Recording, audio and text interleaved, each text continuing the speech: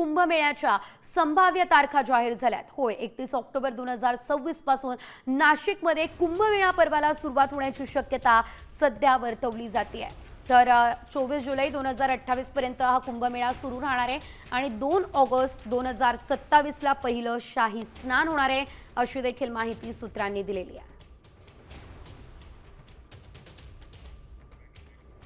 कुंभमेळ्याची तारीख जी आहे ती आता जाहीर झालेली आहे। 2026 पासून कुंभमेळा पर्व सुरू होणार असल्याचं कळत आहे। आज आपण पाहतोय नाशिकमध्ये मुख्यमंत्री देवेंद्र फडणवीस यांच्या अध्यक्षतेखाली अतिशय महत्त्वाची बैठक पार पडतीये आणि यामध्ये आपण जर बघितलं तर अनेक महत्त्वाचे निर्णय घेतले जाणार आहे। संपूर्ण देशभरातले साधू महंत सुद्धा या ठिकाणी उपस्थित आहेत। अधिकची अपडेट या संदर्भात घेऊयात आमचे प्रतिनिधी अभिजित सोनवणे यांच्याकडून।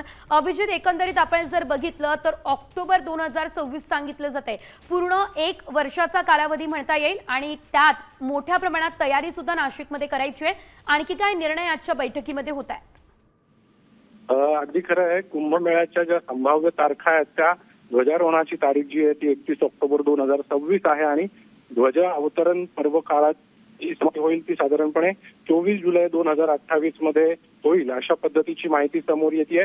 पहिलं जे अमृत स्नान आहे ते 2 ऑगस्ट 2027 ला, दुसरं अमृत स्नान 31 ऑगस्ट 2027 ला आणि तिसरं अमृत स्नान 11 सप्टेंबरला पार पडेल, अशा पद्धतीची माहिती समोर येते। संभाव्य तारखा आहेत या आणि या तारखांसंदर्भात देखील चर्चा सुरू आहे।